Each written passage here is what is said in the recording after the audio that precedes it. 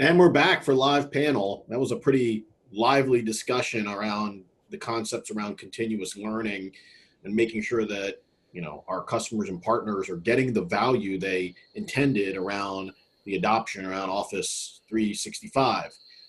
I want to encourage all of our attendees to again leverage the Q&A pod down at the bottom. We are really hoping to get any and all of your questions. We have a great panel here. Brendan Farrell, Dave Riley, George Diaz, Jen Mason. So guys, I'll start off with the first question I got here. We have an organization that's been a traditional training, one-to-many on-premises training organization. What advice would you give that type of organization as they move to a continuous learning concept? I can start with that one. I think a lot of the advice that I give would be to start small. So there's no reason that you can't try continuous learning techniques. You don't have to do some big change and say, we're going to stop doing it this way and now we're only going to do it this way, but you can start to sprinkle in those things and then naturally you're going to transition into that. So start by maybe some campaigns, start by looking at solutions. Evolve is a great example of that, where you can bring in training videos that people can access and different things like that. Look at small ways that you can incorporate that into that, and then before you know it, you will be a training organization that's focused on continuous learning versus some of the classical traditional methods. Another thing to consider is the cost of what traditional is compared to continuous learning, where your startup costs, if you have a room, or you're taking people out of their working day and you want to start putting them aside for 4 or 8 hour blocks, that's productivity loss. So if you can show the customer that there's some sort of cost savings to using continuous learning, not only initially, but continuously throughout the process of adding that new content in and allowing the users to have access to that immediately. And to finish the thought there, one other thing I would say is definitely leverage the features that you have, right? Leveraging SharePoint Online to provide some of that content and leveraging some of the suite you have, I think is definitely a way to enhance that as well. I guess I would just wrap by saying that, I think that the idea of training, one or two times a year in classroom training is going away on its own. I think training budgets in most state and local government organizations have been slashed to the bone. And so training managers, people who are responsible for helping with communications and organizational change, I think have to rely on new approaches like continuous learning and the ability to snapshot and build snippet-based learning into an organization are more a reality than the norm of providing classroom training. I think a lot of the traditional training providers are also trying to move in a direction of providing more video-based training, and it's trending in that direction, but I think people need to get there faster. I think another key issue is to begin to look at the different roles in the organization and try to identify how best to support their specific training needs, rather than trying to consider everybody the same and train them all the same. Thanks, guys. I want to, again, point everybody to the Q&A pod down at the bottom. I'm getting some questions on how to submit questions, so that's how you do that. So here's an interesting one, and this is sort of a loaded question that we got from one of our attendees, but if I can read it specifically, what is the one thing you've learned along the way in terms of adoption that you wish you had known earlier? What a loaded question that is, right? I think, who wants to tackle that first? I'll take a stab at that. The one thing I learned was that people are actually willing to get educated, right? You just have to kind of show them that there's a fast and efficient way to do that. When you typically deal with it, the other piece about the education is the fact that don't use your standard method of reach out. Where in one organization we used a service desk email address, and that was commonly ignored. So we missed out on a lot of key initiatives because people were just either filtering it or ignoring it, thinking it was a service outage or something like that.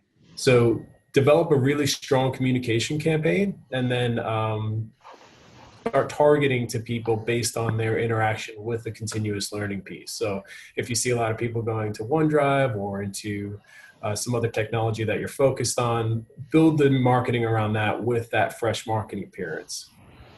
Yeah, mine kind of echoes what Brennan's saying there, because if people aren't hearing your message and they're not listening to it, it means you're probably not talking to them in a way that they're going to consume it. So maybe you're sending it out and they think it's a different address, so they ignore it. So one of the things that, I've learned over the years that it would have been easier to start in the beginning is that you have to go multiple channels to try to reach people in different ways. And that's okay. And that may mean you do a little bit less deep in each of the areas, but you cover more areas and more communication channels and stuff like that. And then you really have to monitor, just because I said it this way, did anyone even really hear what I was saying, or did they respond well to that messaging? And if not, then we have to be willing to, pivot and try a different method to get to the same end results. Yeah, and I'd say, the other piece to it is, never assume that people either are or are not leveraging certain pieces of the technology. One of I've been in meetings before where we've pulled up some of those analytic tools and taken a look, and we turned OneDrive on, but no one really uses it. And in reality, they have 8,000 users and they have 15 terabytes of data in there. So never assume or make that assumption that either users are going to learn it kind of just the grassroots effort, or that just by putting it out there, people are or are not going to use it.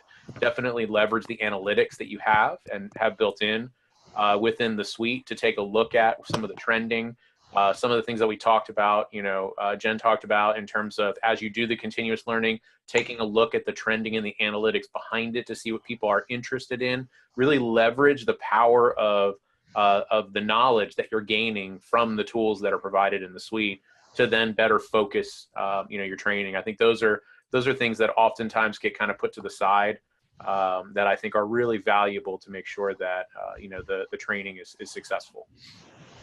Yeah, and the only thing I'll add is two things. Don't assume that the approach that you're taking is successful. And the second part to that is seek feedback. Make sure that the approaches that you're taking are meeting with some level of response, and then be prepared to adjust based on the feedback that you're getting. I think most of the customer success stories that I've been involved with have been where we've sought feedback as customer central IT to agencies, and the agencies provided feedback, and there's adjustments made to support the feedback. That feedback loop is important to any successful training engagement. So, George, I want to point this question to you. One of the questions that we had come in, there was a lot of conversation, not just in this session, but in multiple sessions today around Teams. So what is the current expected delivery of Teams in the Government Community Cloud? Sure. Great question. And not a day goes by that I don't get that question at least 5 times from my customers. So Teams is as with all of our additional products, it is in the process of the going through all of the FedRAMP audit and everything to make sure that it fits within those compliance boundaries. As of right now, on our public roadmap, we're looking at the first half of next calendar year to provide the service for our government customers. Hopefully sooner rather than later, but obviously we have to wait for some, more of the bureaucratic process to happen for that to become live. George, we can't wait. We need that great feature. We need it. I hear you. Trust me. If I could turn it on right now, I'd run down to the data center and do it if I could. So we got a great question from one of our attendees here, who also is a customer of our Evolve 365 training product service. They're starting a Windows 10 Office 365 rollout, and IT has been meeting with each state agency and encouraging them to use the O365 training site. How would you encourage agencies to start training now? I'll capitalize that, although it wasn't in the question. Rather than 6 months down the road when they actually start their conversion schedule. Well, I'll take that one. So what I would say is you've got 6 months So you could definitely start with a campaign. And since it's something that's coming soon, you don't really want to overwhelm people. But if you did a campaign like every other month or something like that, you could send them out information about, first off, what are the features of Windows 10 that should actually get me excited? What am I going to care about? Keep it very high level. And then, you know, the next one might be, hey, here's some more features you could do, or some scenarios where Windows 10 is going to be better than the other. And then the third one could be, hey, yeah, guys, remember it's coming. Here's the things you need to know day one, and kind of get them into that training slowly over time. And if you're using different agencies, there's nothing wrong with doing different campaigns for the agencies as they're going. So kind of set one up and then work with timelines and stuff like that to get it sent out. So I think you could definitely just focus on, you don't want to overwhelm them with too much training, because honestly, I can't even tell you what I'm going to do 6 months from now. So I just need a little bit of training to kind of get me excited, to remind me that the training's there, then enough to give me what do I need to know on day one, and then reminders after I launch that, hey guys, remember the training's here if you need it. Here's where you keep going in. And you know, you've been using it for a week now. You probably want to go watch these videos. They may help you. So those are some of the recommendations that I would make there. And Jen, I want to follow up on that, because isn't part of it also making sure that you're pre-staging where they're going to go for this training? So you could be doing a lot of work in that pre-staging of, you know, here's where you're going to be getting this training from. Yeah, definitely. Most definitely. Anybody else want to take a crack at that, or?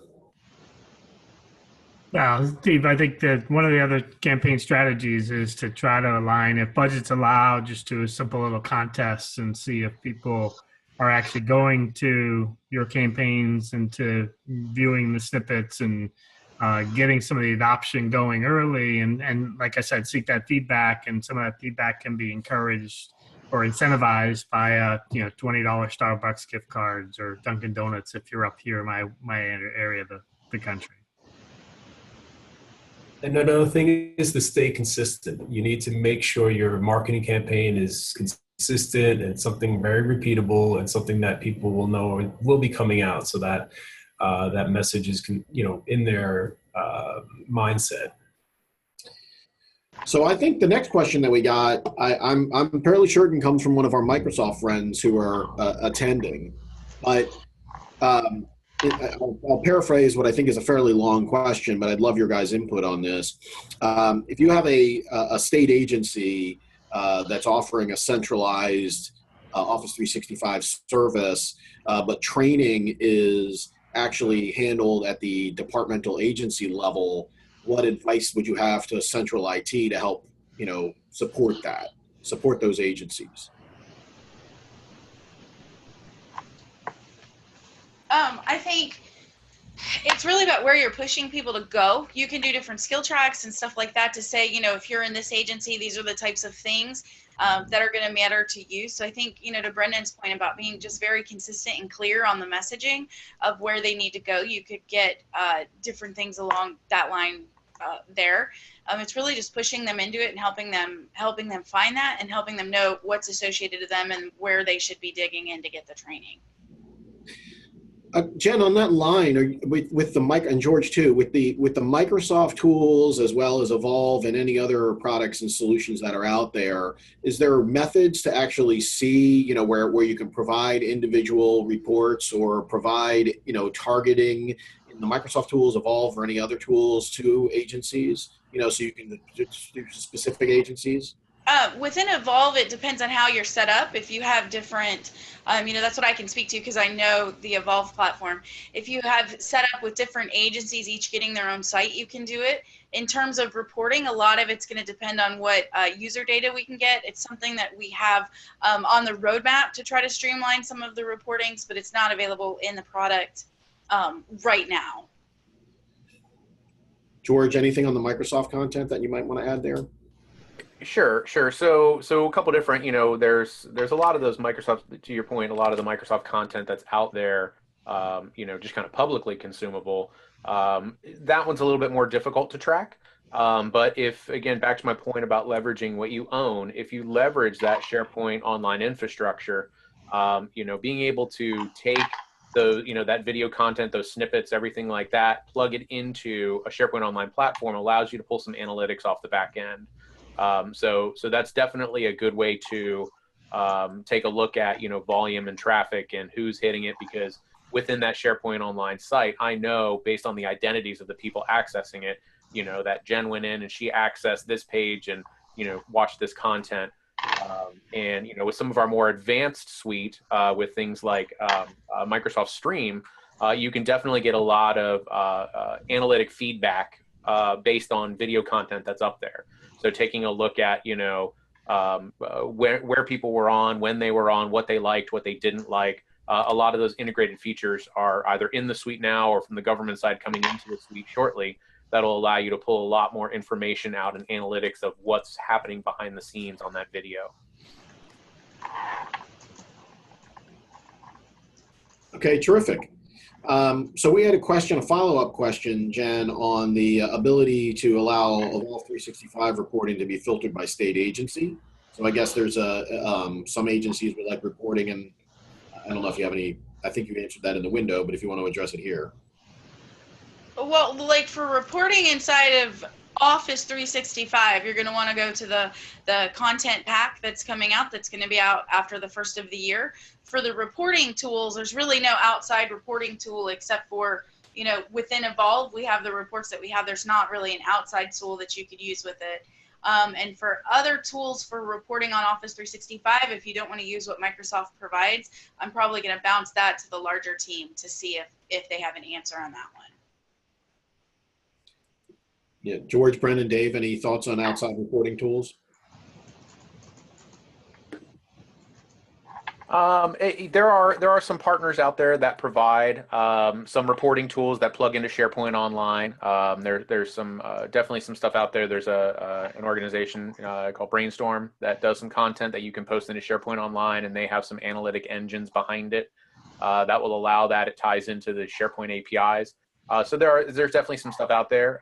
What I would recommend is reaching out to your account team and specifically your modern workplace solutions specialists that work with your agency, and we can kind of try and help align any specific requests that you have, or if it's something that we don't have, we can certainly work with our product group to see where we have gaps in that kind of reporting, because one of the most important things that from a Microsoft side is really focusing in on what our customers want and trying to provide features and functionality as fast as possible. So that definitely, if we find a gap that say within that reporting, it's something that we can hopefully roll into the service very rapidly. That's fantastic. Well, really great questions. We are actually up against the end of our session time, so we're going to have a break now till 1:45. So make sure to be back for that 1:45 session, which users using Microsoft technologies, and no matter where they work, there's a lot of focus here on tons of focus here on security, which I know is one of the top questions that everybody has. Thank you again to our great panel. You can see the contact information here for Jen, Brendan, Dave, and George. Feel free to reach out. They are excited to get a chance to talk to you. Thank you, everybody. Great. Thanks, everybody. Thanks.